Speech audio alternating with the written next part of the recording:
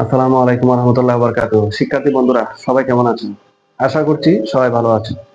তোমাদের সবাইকে green paradise teacher হুর পক্ষ থেকে আন্তরিক অভিনন্দন ও শুভেচ্ছা জানাচ্ছি। আজকে আমি তোমাদের সাথে আলোচনা করব ঢাকা বোর্ডের 2025 এসেছে এরকম একটি গুরুত্বপূর্ণ অঙ্ক 7 নম্বর প্রশ্নটি নিয়ে। এটি ত্রিকোণমিতির একটা অংশ। এই অঙ্কটা খুব গুরুত্বপূর্ণ একটা অঙ্ক। এখানে লেখা আছে দৃশ্যকল্প 1, একটি খুঁটি এমন ভাবে ভেঙে গেল যে তার ভাঙ্গা অংশের সাথে, প্রশ্ন যেভাবে উল্লেখ আছে আমি সেভাবে লিখছি, কিন্তু প্রশ্নে এখানে একটা লেখা মিসিং আছে। সেটা হলো আসলে ভাঙ্গা অংশ ভূমির সাথে থাকবে নাকি দণ্ডায়মান অংশের সাথে থাকবে, এটা লেখা থাকবে। সেজন্য মনে করছি প্রশ্নে এখানে ভুল আছে, তো আমি ভুলটা এখন সংশোধন করব। এখানে হবে তার ভাঙ্গা অংশ দণ্ডায়মান অংশের সাথে। এখানে এভাবে লিখে থাকবে ভাঙ্গা অংশ অথবা দণ্ডায়মান অংশ। আমি মনে করলাম যে এটা দণ্ডায়মান অংশের সাথে আছে। 30 ডিগ্রি কোণ উৎপন্ন করে খুঁটির গোড়া থেকে 18 মিটার দূরে ভূমি স্পর্শ করে, এটা একটা উদ্দীপক। আবার দৃশ্যকল্প 2 ও আছে m equal to sec θ এবং n equal to tan θ। ক number tan 7x equal to tan 8x হলে x এর মান নির্ণয় করো। সরি, এখানে cot লেখা আছে,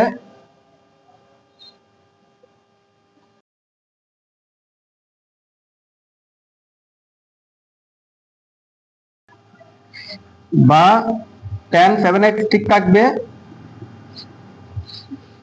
ইকুয়াল cot 8x কে যদি tan এর মাধ্যমে রূপান্তর করি সেটা হবে tan into 5/2 minus 8x। ঠিক আছে, আর এখানে যদি 6x হয় 5/2 minus 6x হবে। tan উভয় পক্ষ থেকে বাদ দিলাম, অর্থাৎ ভাগ করে দিলাম, তাহলে 7x equal to 5/2 minus 8x। 8x কে যদি বিপরীত দিকে নিয়ে আসি 7x plus 8x হয় equal 5/2। 7 আর 8 যোগ করলে 15, 15x equal 5/2। সুতরাং x equal, এদিকে গুণ অবস্থায় আছে, বিপরীত পাশে গেলে ভাগ হবে, অর্থাৎ 5/15 দুগুণে 30, ভাগ মানে নিচে গিয়ে গুণ হবে আর কি, 15 দুগুণে 30। x এর মান হবে 5/30। এখানে বলা আছে x এর মান নির্ণয় করো, তাহলে আমি বলতে পারি x equal to, সুতরাং নির্ণয় মান x equal to 5/30। এটাই হলো ক নাম্বার প্রশ্নের সমাধান। খুব গুরুত্বপূর্ণ একটা কাজ আছে এখানে, এই লাইনটা মনে রাখতে হবে তোমার। এরপরে খ নাম্বার mn equal to 2√3 হলে থিটা এর মান নির্ণয় করো। আসলে এই জিনিসটা পরীক্ষার্থীদের সাথে একটি চালাকি করা হয়েছে। এই অঙ্কটা খুব সহজ একটা কাজ, মাত্র 2-4 লাইনের মধ্যে শেষ হয়ে যাবে। তো শিক্ষার্থীরা বিভ্রান্তির মধ্যে পড়ে যাবে, এত অল্প সময়ের মধ্যে শেষ হয়ে যায়, আসলে আমি 4 নম্বর পাবো কিনা। হ্যাঁ পাবে, তুমি যে ছোট্টখাটো বিষয়টা ধরতে পারছো সেটার জন্য তুমি 4 পাবে। এখানে প্রথমে লিখতে হবে, যেহেতু আমার দৃশ্যকল্প 2 এ m এর মান sec θ এবং n এর মান tan θ লেখা আছে, দেওয়া আছে m equal to sec θ এবং n equal to tan θ। এখানে লেখা আছে mn equal to 2√3, অর্থাৎ sec θ into tan θ equal to 2√3।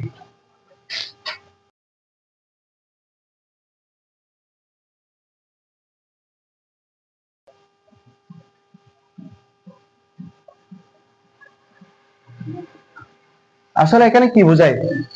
এখানে বোঝায় যে sec θ মানে হলো 2 আর tan θ মানে হলো √3। আমরা জানি যে sec 60 ডিগ্রি মান হলো 2, sec 60 ডিগ্রি মান হলো 2 এবং tan 60 ডিগ্রি মানও কিন্তু √3। ঠিক আছে,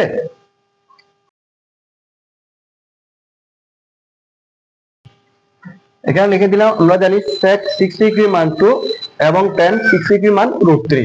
তুমি যদি এখন দুটোটা গুণ করো তাহলে বিষয়টা দাঁড়ায় এভাবে, sec 60 degree into tan 60 degree equal 2√3। কি করেছি? গুণ করেছি, পাশে লিখে দিতে পারো গুণ করে। হ্যাঁ, তাহলে তার মানে থিটার মান কি দাঁড়ালো? 60 ডিগ্রি। এখানেও প্রশ্ন চাই যে থিটার মান নির্ণয় করো, সুতরাং নির্ণয় থিটার মান 60 ডিগ্রি।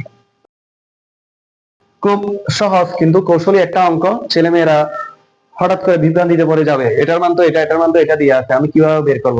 এটা তোমরা এভাবেও করতে পারো, এ সহজ ভাবে অঙ্কটা সমাধান করে দিবে। উপস্থিত বুদ্ধি দিয়ে এই কাজটা করতে পারো, তুমি 4টা নাম্বার পাবে। যেহেতু এটা খ নাম্বারে আছে, খ নাম্বারে মানে তুমি 4 নাম্বার পাবে। এখন আমি গ নাম্বারটা নিয়ে আলোচনা করব। গ নাম্বার লেখা আছে সম্পূর্ণ কোটির দৈর্ঘ্য নির্ণয় করো। এটা দৃশ্যকল্প 1 থেকে করতে হবে আমাকে। দৃশ্যকল্প 1-এ উল্লেখ আছে একটি কোটি এমন ভাবে ভেঙে গেল যে তার ভাঙ্গা অংশ দণ্ডায়মান অংশের সাথে 30 ডিগ্রি কোণ উৎপন্ন করে কোটির গোড়া থেকে 18 মিটার দূরে ভূমি স্পর্শ করে। সেখান থেকে আমাকে সম্পূর্ণ কোটির দৈর্ঘ্যটা নির্ণয় করতে হবে। আমি প্রথমেই তোমাদের বোঝার সুবিধার্থে চিত্রটা তৈরি করি। মনে করলাম যে এটা একটা কোটি। হ্যাঁ, এই কোটির নাম হলো এবি এবং কোটিটা কোন বিন্দুতে ভেঙে যাবে? এমন ভাবে ভেঙে গেল যে, অর্থাৎ এটা মনে করলাম সি বিন্দুতে ভেঙে যাবে। ঠিক আছে, তাহলে প্রথমে মনে করলাম যে কোটিটা হলো এবি। তাহলে এবি মানে হলো এইচ, অর্থাৎ হাইট আর কি, হাইট মানে উচ্চতা। তাহলে আমি এখানে লিখতে পারি, মনে করি কোটির উচ্চতা এবি ইকুয়াল টু এইচ। কেমন? এখন কোটিটা সি বিন্দুতে ভেঙে গেল, তার ভাঙ্গা অংশ দণ্ডায়মান অংশের সাথে, এই যে ভেঙে তো আর সোজা থাকবে না, সেটা নিচের দিকে পড়ে যাবে। ভাঙ্গা অংশ, এটা হলো ভাঙ্গা অংশ, মনে করলাম যে সেটা এখানে ডি বিন্দুতে অবস্থান করছে। এটা ভাঙ্গা অংশ আর এটা হলো দণ্ডায়মান অংশ যেটা দাঁড়াই আছে। ভাঙ্গা অংশ দণ্ডায়মান অংশের সাথে 30 ডিগ্রি কোণ উৎপন্ন করে, 30 ডিগ্রি কোণ উৎপন্ন করে কোটির গোড়া থেকে 18 মিটার দূরে ভূমি স্পর্শ করে। কোটির গোড়া হলো বি বিন্দু, আর এটা যেহেতু ভেঙে গেল, ভেঙে এই ডি বিন্দুতে মাটি স্পর্শ করছে, ভূমি স্পর্শ করছে। কত মিটার দূরে? 18 মিটার দূরে, অর্থাৎ বিডি মানে হলো 18। এখানে যে দূরত্বটা আছে সেটা হলো 18 মিটার। আমি সম্পূর্ণ কোটির দৈর্ঘ্য এবি ইকুয়াল টু এইচ ধরেছি, আর বিসি মানে যেটা দাঁড়ায় আছে, দণ্ডায়মান আছে, দণ্ডায়মানটা মনে করলাম যে এক্স। তাহলে এখানে আরো লিখতে পারি বিসি ইকুয়াল টু এক্স। কেমন? আবার বিসি ইকুয়াল টু যেহেতু এক্স আছে, এসি মানে কত হবে? এসি মানে হবে সম্পূর্ণ কোটি থেকে এক্স বাদ যাবে। সুতরাং এসি ইকুয়াল টু সম্পূর্ণ কোটি হলো এইচ, সেখান থেকে বাদ যাবে এক্স, এইচ মাইনাস এক্স, অর্থাৎ এই অংশটা হলো এইচ মাইনাস এক্স। এই অংশটা তো এখন আর দণ্ডায়মান নাই, সেটা এদিকে ভেঙে গেল। তাহলে যদি ভেঙে যায়, এদিকে যতটুকু ভাঙছে এদিকে যে ভেঙে গেছে সেটাও ততটুকুই, অর্থাৎ এই অংশটা হবে এইচ মাইনাস এক্স। এটা যদি এইচ মাইনাস এক্স হয়, এদিকের এই অংশটা হবে এইচ মাইনাস এক্স, কেননা এই অংশটা এদিকে ভাঙলো। হ্যাঁ, এটার দৈর্ঘ্য যতটুকু হবে এটার দৈর্ঘ্য ততটুকু হবে। দেখো তো, এটা একটা সমকোণী ত্রিভুজ। তাহলে সমকোণী ত্রিভুজে আমি প্রথমেই শুরুতে লম্ববায় ভূমি নিয়ে কাজ করতে পারি। তোমরা এখানে আরো অনেক কিছু লিখতে পারো। মনে করি কোটির উচ্চতা এবি ইকুয়াল টু এইচ, কোটিটি সি বিন্দুতে ভেঙে গিয়ে তার ভাঙ্গা অংশ দণ্ডায়মান অংশের সাথে কোণ বিসিডি ইকুয়াল টু 30 ডিগ্রি উৎপন্ন করে বিডি দূরত্বে 18 মিটার দূরে মাটি স্পর্শ করে। এই কথাগুলো তোমরা লিখে দিতে পারো। আমি তোমাদের বোঝানোর সুবিধার্থে ছোট করে বিষয়গুলো লিখে দিচ্ছি। এবং কোণ বিসিডি ইকুয়াল টু কত ডিগ্রি? 30 ডিগ্রি, বিসিডি, আর বিডি ইকুয়াল টু 18 মিটার। তোমার তথ্য যা যা দরকার আছে সবকিছুই আমি চিত্রের মাধ্যমে এবং পাশে লিখে দিলাম। এখন শুধু এখান থেকে নিয়ে তুমি কাজটা করবে, অঙ্কটা সমাধান করবে। ত্রিভুজ বিসিডিএ এটা কিন্তু একটা সমকোণী ত্রিভুজ। কোণের নামও বিসিডি ব্যবহার করতে পারি, আর সম্পর্ক তৈরি করব tan এর। tan কোণ বিসিডি ইকুয়াল টু, tan মানে হলো লম্ববায় ভূমি, অর্থাৎ লম্ব মানে হলো বিপরীত বাহু, কোণের বিপরীত বাহু হলো এটা। এখানে লম্ব হবে বিডি এবং ভূমি হবে বিসি, অর্থাৎ সন্নিহিত বাহু। কেমন? লম্ববায় ভূমি। tan কোণ বিসিডি মানে হলো 30 ডিগ্রি ইকুয়াল বিডি মানে হলো 18, আর বিসি মানে হলো যে এক্স। tan 30 ডিগ্রি মানে 1/√3 ইকুয়াল টু 18/x। সুতরাং আর গুণ করলে x ইকুয়াল টু 18√3, অর্থাৎ 18 এর সাথে √3 গুণ হবে। এখন আমি এখানে x এর মান পেয়েছি। আমার শুধু x এর মান পেলে হবে না, আমার এখানে শুধুমাত্র দণ্ডায়মান অংশ চাই না, আমার এখানে যে কোটিটার সম্পূর্ণ দৈর্ঘ্য চাই, অর্থাৎ এই অংশটার মানও বের করতে হবে। তো এই অংশটার মান বের করার জন্য আমরা তো জানি এই অংশ মানে এদিকের এই অংশটা, সেজন্য আমি এই অংশটার মান বের করব। তো এই অংশটার মান আমি কিভাবে বের করতে পারি? সাইনের সূত্র ব্যবহার করে আমি এই অংশটার মান বের করতে পারি।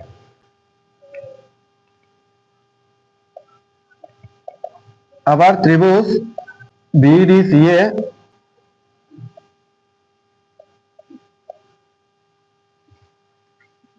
সাইনের সূত্র যদি ব্যবহার করি, এখানে কোণ থাকবে এটাই বিসিডি। সাইন মানে হলো লতি, অর্থাৎ লম্ববাই অতিভুজ। এগুলো তো তোমরা বুঝো। এই ত্রিকোণমিতির অঙ্কগুলো করার জন্য তোমাকে বেশ কিছু মৌলিক বিষয় শিখতে হবে। এগুলা অনুশীলনী থেকে আয়ত্ত করতে হয়। কেমন? এখানে যদি এই বিষয়গুলো নিয়ে আলোচনা করি, আমার ক্লাসটা অনেক বড় হয়ে যাবে, তখন তোমার ধৈর্য কিন্তু আর কুলাবে না। অবশ্যই সূত্রগুলো শিখে তোমরা এই ক্লাসগুলো করতে বসবে। লতি, এখানে লম্ব মানে হলো যে বিডি, আমরা তো জানি বিপরীত বাহু। আর অতিভুজ মানে হলো ডিসি, বা সাইন কোণ বিসিডি মানে হলো 30 ডিগ্রি ইকুয়াল বিডি মানে হলো 18, আর ডিসি মানে হলো h minus x. Sine 30 degree মান হলো half equal 18 h minus x. X এর মান হলো 18√3। এখন আর গুণ করব, h মাইনাস 18√3 ইকুয়াল টু 18 দুগুণে 34, বা h ইকুয়াল টু 34 যোগ 18√3। এখন 36 এর সাথে 18√3 যোগ করে যোগফলটা বের করতে হবে।